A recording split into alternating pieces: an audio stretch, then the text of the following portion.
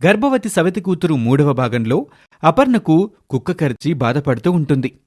ఆమె కూతురు గీత ఆ గాయానికి పసుపు రాయమంటే రాయదు.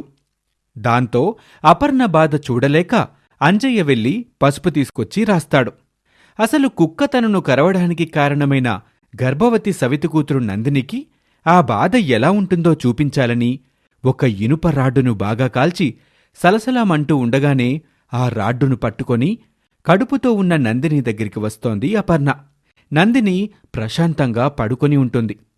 తల్లి రాకను గమనించిన గీత తల్లి చెప్పినట్టుగానే చేస్తోంది. నందిని నోరుమూసి చేతులను గట్టిగా పట్టుకుంటోంది. ఆ తరువాత ఏం జరిగిందో గర్భవతి సవితి కూతురు 4వ భాగంలో ఇప్పుడు తెలుసుకుందాం. బాగా కాల్చిన ఇనుపరాడ్డును తీసుకొని నందిని దగ్గరికి వస్తోంది అపర్ణ. అది చూసిన గీత తల్లి చేసిన సైగని అర్థం చేసుకుని వెంటనే నందిని అరవడానికి వీల్లేకుండా నోరు గట్టిగా మూసి పట్టుకుంటుంది. అప్పుడే నందినికి మెలకువ వస్తోంది. తల్లాడుతూ ఉంటుంది. అపర్ణ నవ్వుతూ సలసలమంటూ మరుగుతున్న ఇనుపరాడ్డును తీసుకుని కాల్చబోతోంది. అది గమనించిన నందిని తెలివిగా అపర్ణను గట్టిగా తన్నుతోంది. అంతే, అపర్ణ వెళ్లి కింద వెల్లకిలా పడుతోంది.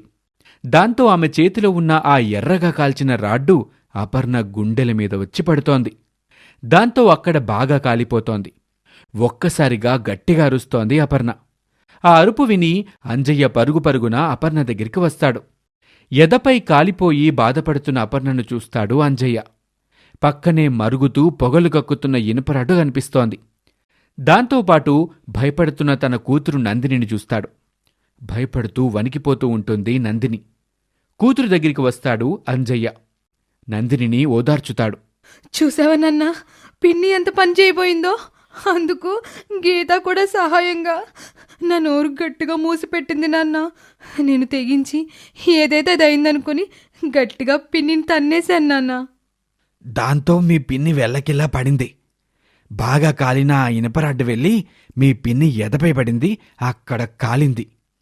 అవును నాన్న, నన్ను నేను నా బిడ్డని కాపాడుకోవడానికి పిన్నిని గట్టిగా తన్నాను. ఇప్పుడు పిన్నికి మరొక గాయమైంది. అందుకే అంటారు పెద్దవాళ్ళు, చేసుకున్న వాళ్ళకి చేసుకున్నంత అని. ఒకరికి నాశనం చెయ్యాలనుకుంటే ఎదుటి వాళ్ళ ఏడుపుల మంటల్లో కాలిపోవాల్సిందే. అంజయ్య అలా చెప్పి అక్కడి నుంచి నందినిని తన రూంలోకి తీసుకుని వెళ్తాడు. ఎదపై కాలి పెద్ద బొబ్బ తేలడంతో అపర్ణ బాధపడుతూ ఉంటుంది. ఇక మరుసటి రోజు ఉదయం 8 దాటింది. నందిని సోఫాలో కూర్చొని టిఫిన్ చేస్తూ ఉంటుంది. అంజయ్య గ్లాసు నిండా నీళ్లు తీసుకుని నందిని దగ్గరికి వస్తాడు. ఇదంతా తన గది తలుపు దగ్గర నిలబడి గీత చూస్తోంది. తన తల్లి అపర్ణ దగ్గరికి వస్తోంది. బెడ్ పైన పడుకొని కుక్క కరిచిన గాయం నొప్పి ఒక పక్క, ఇనుపరాడ్డు కాల్చిన మంట మరోవైపుతో 2 బాధలతో బెడ్ పైనే పడుకుని ఏడుస్తూ ఉంటుంది అపర్ణ. అమ్మా, నాన్నెళ్ళి దానికి టిఫిన్ కూడా తీసుకొచ్చి తినిపిస్తున్నాడమ్మా. అవునా గీత, నాకు కూడా బాగా ఆకలిగా ఉందే. అలాగే మందులు వేసుకోవాల్సింది కూడా ఉంది. వెళ్ళి మీ నాన్నకు చెప్పు తల్లి. లేకపోతే నా గర్భవతి సవితి కూతురు నందినిని వంటైనా చేయమని చెప్పు. నేను దానికేం చెప్పనమ్మా, కావాలంటే నాన్నకు చెప్తాను అని గీత హాల్లోకొచ్చేస్తోంది.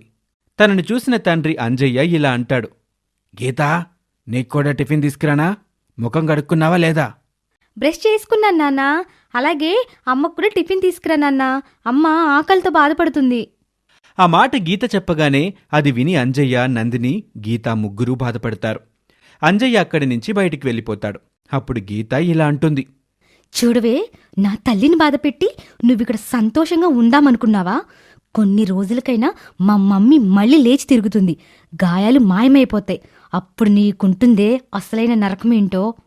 ఇక గీత అలా అనేసరికి ఆ మాటలకు నందిని భయపడుతూ ఉంటుంది.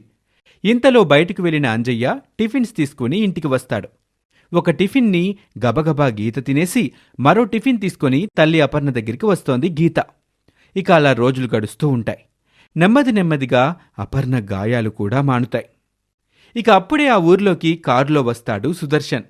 కారు ఆ ఊరిలో నుంచి సర్పంచ్ ఇంటి దగ్గరికొచ్చి ఆగుతోంది.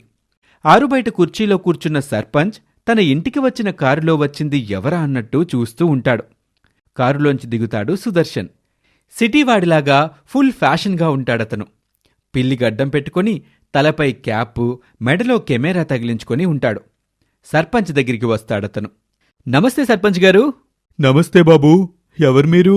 నేను మిమ్మల్ని ఇంతవరకు ఈ చుట్టుపక్కల ఎక్కడా చూడలేదు. మాది హైదరాబాద్ అండి. నా పేరు సుదర్శన్. నేను సినిమా డైరెక్టర్ని. సినిమా షూటింగ్ కోసం ఇక్కడ బాగుంటుందా లేదా అని చూడ్డానికొచ్చాను. అలాగా బాబూ. సమయానికి ఇంట్లో పనివాళ్ళు కూడా లేరు.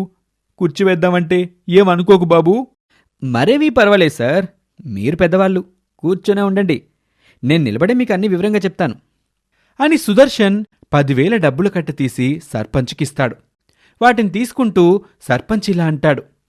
అయ్యో బాబూ, ఏంటిది? ఇప్పుడు ఈ డబ్బులెందుకు ఇస్తున్నారు? నేనిక్కడ కొంతకాలం ఉంటాను సార్. మీ ఊరంతా షూటింగ్ కోసం చూడాల్సింది. అలాగే నేను ఊరంతా తిరుగుతూ ఉంటాను. ఎక్కడ ఏది నచ్చితే అక్కడ ఫొటోస్ తీసుకుంటాను. అందుకు మీరు నాకు అనుమతి ఇస్తే చాలు. ఇక ఆ అనుమతి కోసం మరో 10,000 ఇస్తాను ఇక్కడి నుంచి వెళ్ళేటప్పుడు. ఇక ఆ డబ్బుల్ని చూసుకుంటూ మురిసిపోతూ ఉంటాడు సర్పంచ్. సరే బాబూ అని ఒక్క అనుమతి మాట కోసం 20,000 ఇస్తున్నాడు. సినిమా వాళ్ళు చాలా మంచి వాళ్ళలాగా ఉన్నారు అనుకుని సుదర్శన్కు అనుమతినిస్తాడు సర్పంచ్. అప్పుడతనికి తెలియదు, సుదర్శన్ చెప్పిందంతా నమ్మి అతనికి అనుమతిచ్చినందుకు సర్పంచ్ కటకటాల పాలవుతాడని. తెలిసి కూడా ఎవరైనా కావాలని ప్రమాదాన్ని కొని తెచ్చుకుంటారా చెప్పండి? ఇక చూద్దాం ఈ ఊరి సర్పంచ్ని ఎవరు కాపాడతారో. మీ ఇష్టం బాబూ. ఇక్కడ ఎన్ని రోజులు కావాలంటే అన్ని రోజులుండండి. మీకేది కావాలంటే అది ఇక్కడే నేనే సిద్ధం చేసి పెడతాను. అలాగే సర్పంచ్ గారు అని చెప్పి అక్కడి నుంచి బ్యాగ్ తీసుకొని సర్పంచ్ ఇంట్లోకి వెళ్ళి ఒక రూంలో ఉంటాడు. బెడ్ మీద కూర్చొని సెల్ ఫోన్ తీసి ఒక ఫోన్ చేస్తాడు. అక్కా, నేనిప్పుడే రుద్రారం అనే ఊరికొచ్చాను. ఇంకా నేను రేపటి నుంచి మన పని మీదే ఉంటాను. అమ్మాయిల ఫొటోస్ అన్ని తీసి పంపిస్తాను. వాటిని చూడండి. ఏది నచ్చిందో చెప్పండి. ఆ అమ్మాయిని ఎలా తీసుకురావాలో నేను చూసుకుంటా అని చెప్పేసి ఫోన్ పెట్టేస్తాడు సుదర్శన్. అసలు సుదర్శన్ నిజంగా సినిమా డైరెక్టర్ కాదు. వాడి పని ఇలా ఒక్కొక్క ఊరికి వెళ్ళి అక్కడ అందమైన అమ్మాయిల ఫోటోలు తీసి పంపిస్తాడు. వాటిలో ఎవరు బాగున్నారనుకొని వాళ్ళని లవ్ పేరుతో ట్రాక్లోకి తెచ్చుకొని సిటీలో రహస్యంగా నడిచే వ్యభిచార గృహాలకు అమ్మేస్తూ ఉంటాడు. ఇక తనకు తగిలిన గాయాలు పూర్తిగా మానిపోతాయి. అపర్ణ మునుపటి మనిషిలాగే మారిపోతోంది. సోఫాలో కూర్చొని నందినిని ఎలా అడ్డు తొలగించుకోవాలా అని ఆలోచిస్తూ ఉంటుంది. ఇంతలో బట్టల మూట భుజానికి వేసుకుని అంజయ్య అక్కడికి వస్తాడు. అపర్ణ, పిల్లలు జాగ్రత్త. ముఖ్యంగా నందినిని ఓ కంట కనిపెడుతూ ఉండు. అసలే ఉట్టి మనిషి కాదు. తనని ఇబ్బంది పెట్టకుండా సమయానికింత అన్నం పెట్టు చాలు.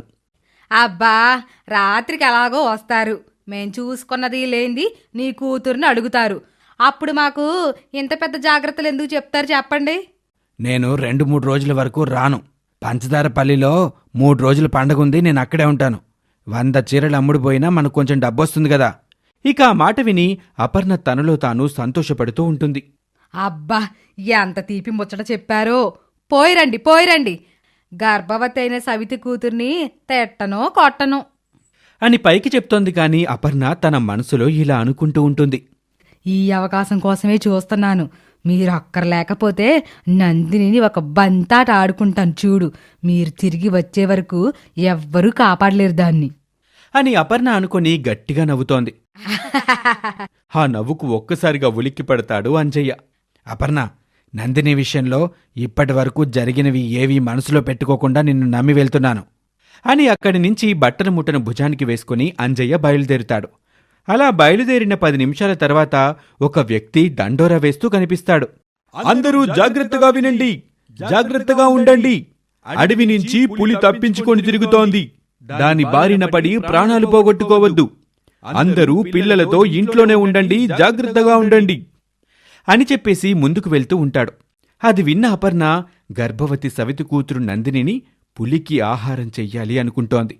అందుకు సరిపడా ఆలోచన చేస్తూ ఉంటుంది. ఒకవేళ అపర్ణ అనుకున్నట్టుగా నందినిని పులికి ఆహారం చేస్తోందా? లేకపోతే రుద్రారంలోకి వచ్చిన సుదర్శన్ గీతకు మాయమాటలు చెప్పి అక్కడి నుంచి తీసుకువెళ్ళిపోతాడా? అసలేం జరుగుతోంది అనేది గర్భవతి సవితి కూతురు 5వ భాగంలో తెలుసుకుందాం. ఈ స్టోరీ మీకు నచ్చితే లైక్ చేయండి, కామెంట్ చేయండి, అలాగే మీ ఫ్రెండ్స్తో షేర్ చేసుకోండి. ఇలాంటి ఇంట్రెస్టింగ్ స్టోరీస్ కోసం మా ఛానల్ని ఇప్పుడే సబ్స్క్రైబ్ చేసుకోండి. Thank you for watching.